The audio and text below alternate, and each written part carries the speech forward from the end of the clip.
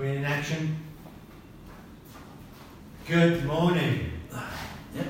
Energized You, episode 12 with Shane and Ray.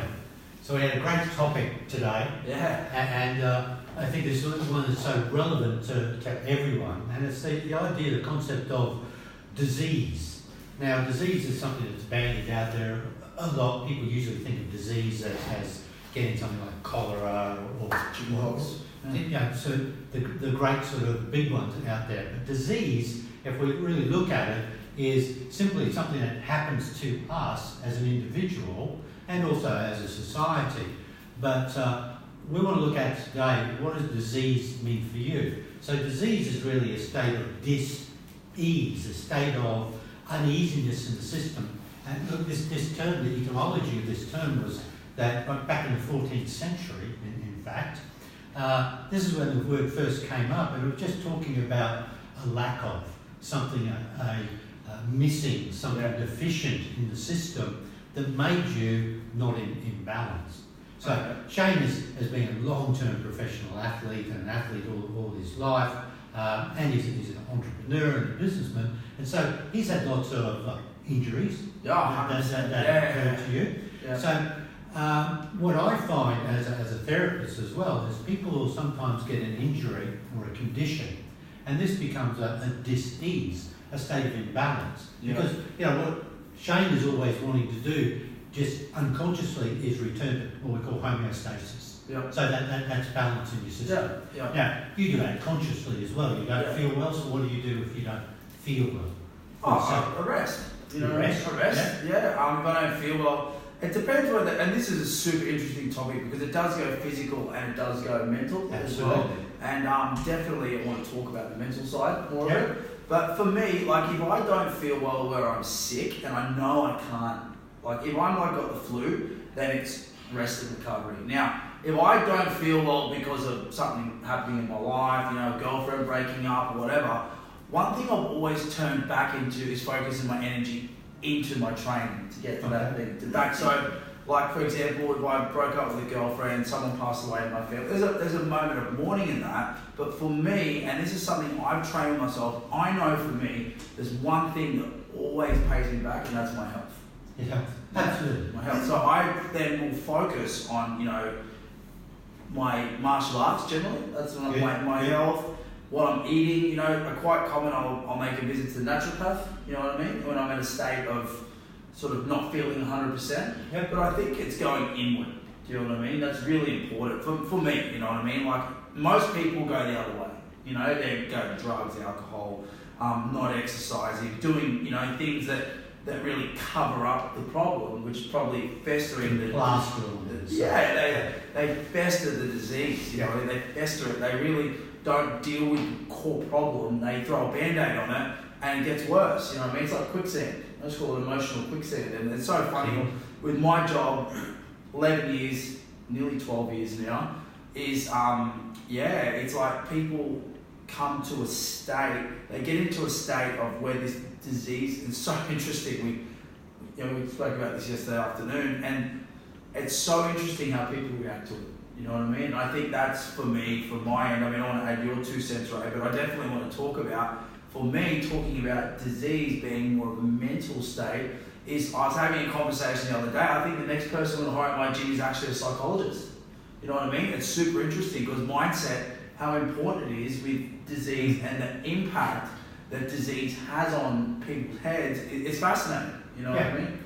And it's what we tend to do is, like so many other things in life, we will find it and then unfortunately we'll use it as a crutch. 100%. So many times. It's a crutch, excuse, reason not to rather than reason to. That's right. So I think that the first thing to perceive is that, and I 100% believe that every single person, no matter what is your state of disease or imbalance that's going on, is that you can heal yourself 100%. To some degree. 100%. Now that may not be 100% change, but I look for if we can make a 5% change, that's an improvement. Yeah. So there is never any situation where you would go backwards if you set your mind to it. 100%. They talk about, they talk about the mind moving mountains, and I'm such a believer in that. You know what I mean? Like you see, like I don't know what people out there think, but you see these of people curing themselves with cancer with mindset. But generally, what it is, it's like I'm gonna beat this. And then they start eating healthier, they might go on to a plant-based diet, they might start doing some form of exercise or whatever. And it's so funny how you see people, but you get that odd, that I call them the 20%ers, that look at it and go, let's do the positive thing. It's so unfortunate where people get put into a bit of pain and they go the other way, you know what I mean? And whether it's a state of neglect or even worse, tarnishing their health, you know? With, like I said, the drugs, the alcohol, the bad, unhealthy behaviour. Bad choices. Yeah. And this is a primary thing. We've all heard of the placebo effect. Yes. So placebo is now even recognised medically that it has a benefit to people. 100%. So if I tell you you're going to feel better by doing it, your mind will go, okay, I'm going to feel better. If I tell you, sorry, there's nothing we can do for you with this, well then your mind will go that way. I've had so many instances of this in my career. Look, I've treated over 20,000 people and I've travelled all around the world teaching as a therapist and treating people. Coaching. I remember one woman I was treating in Switzerland. She was a German, she was a ballerina, professional ballerina, had a serious accident, shattered her ankle. Yeah. And I saw her about 7 or 8 years after this injury, and she'd given up her career, etc. And she went to lots of physiotherapy and stuff, and got to the stage they said, there's nothing more we can do for you. Mm-hmm. And she just took that on board. Yeah. And she did not change from that.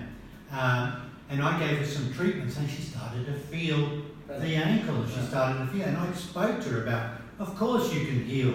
Yeah. You're not going to get the same structure that you had before, but you can improve, most definitely. 100%. And it made such a difference. And she was just tearful with the results she was getting. I was treating a woman recently who had some serious scoliosis. Yeah. And long-term, once again, long-term accepting of what her dis-ease is. Yeah. And after a while, she advised me that I got really scared. Yeah. I felt really scared because I could feel my back changing, and I realised that I could no longer use this as an excuse not to do this thing, or not to do that thing. I love it. And for me, well, they're the times where the self-branding. So we have the placebo, and we have the nocebo. And that's the nocebo is when I tell you there's nothing I can do for you. Sorry, you're just going to live with that, and it's just going to get worse and worse. And unfortunately, there's, if you like, that 80-20 rule is a type of person, and we see this so much in the sick care industry, as when you go to hospital, medical, unfortunately. I don't like doctors. Look, sorry, I don't like nothing we doctors. can do. No, I'm not supposed to. So, Ray, I've got a good question, because I've got my opinion and interest. What's your opinion on the effect a GP can have on someone's psychology? Because we're talking about this. Look, I have my opinion, I'll share it, but I'm interested in yours. Well, look, it's as a healthcare expert, it's enormous. Anyone that we put on in a position of, if you like, power or a pedestal. And look, I describe it as a sick care industry because we go to our doctors generally when we're sick. We go to hospitals when we're ill or in emergency. I'm in the healthcare industry, natural medicine industry, where people come primarily preventatively, but of course I do treat people, I do a lot of sports injury work, like I treat Shane very regularly. He works preventatively for it. Yeah. So the system originally in Chinese society centuries ago was really, if you came to me for a treatment for preventative measure, well, you paid me for those treatments. If you got ill, then you didn't pay me because I wasn't doing my job right. Yeah. Let's put you came with an arrow sticking in your chest. That's not my fault. That's interesting. But it's a whole different philosophy. So anyone we put on a pedestal, and particularly a person in authority who says to you, sorry, we can't do anything more for you, or the best thing for you is this surgical procedure, which really may be the last option. Unfortunately, check out your options, get different opinions is my suggestion. And so that nocebo effect is very powerful. If that same doctor says to you, hey, look, that's no problem. we can help you with this, and maybe that's an antibiotic, maybe this is this. Sometimes even prescribing the wrong thing for a particular disease still helps you out. Yeah. Now just remember there's a thing called iatrogenics, which is the harm caused to patients by medical misapplication, if you like. Yeah. In the United States, it's the third highest cause of death. Wow. Okay? Cancer, heart disease, and then medical intervention that went wrong. If you like. Lawsuit. So really, take your own healthcare with the greatest priority. Get different advice from different people before you make any dramatic decisions. I'll add into that too. I will go to my naturopath before I go to a doctor every day of the week, and that's because of how it's Nikki Wood, she's out there. Hello, best. It's because of how she explains it and how she makes me feel by having that conversation. You know, the power of psychology is crazy, and how I relate it back to my job as a personal trainer. You know what I mean? The power of telling someone they can do it versus putting them down is the difference between being successful and not. Yeah. I mean, it's the massive, you talk about, the number one thing in my industry is it's not about, and I tell people, it's not about how to teach people how to squat or deadlift or box or anything like that. It's about how you can motivate and hold that person accountable. And the best way to do that is the placebo effect. It's like you're doing better. Keep moving. You keep doing it. You're you're doing the right thing. You're being consistent. Positive reinforcement, and this also probably leads back to parenting as well. You know what I mean? This topic's gone really broad today, but it's also funny after talking to Ray, and I got a little bit confused when he sort of explained it to me yesterday. When we actually had a chat this morning, I get it. So anyway, I think you've got to really have a look. This is what I'll go back to one thing that really gets my go is that people will tell you what to do and they don't do it themselves. Do you know the big part of why I go to Ray? Look at him. He's 60. He's 62 or 63. 63. 63. He looks 43. But anyway, he's 63, and look at him. You know what I mean? I'm not saying look at your doctor, and I'm not saying look at your whatever. I think you should. Go to your doctor. Exactly. You know what? I will say it because I think most doctors are just pill describing dispensing machines anyway. Go and have a look who's giving you the advice, and watch what they do and how they do it, because that will steer you in the right direction. Yeah, I mean, I think that's great. Look, one last thing I want to talk about, we all have stressors in our life, and stressors are positive and negative. Stressors are there to, save us getting run over when we cross the road. Stressors are when you start doing exercise, it's positive. But think of blissful as well. So we add in blissful. What are the things that makes you have a moment of bliss? That makes you feel good. Exercise pumps out the dopamine, gets all the happy hormones going, and makes you feel good. So when you are feeling stressed and when you are in a state of dis-ease, look for the things that bring you to a state of ease, those happiness moments.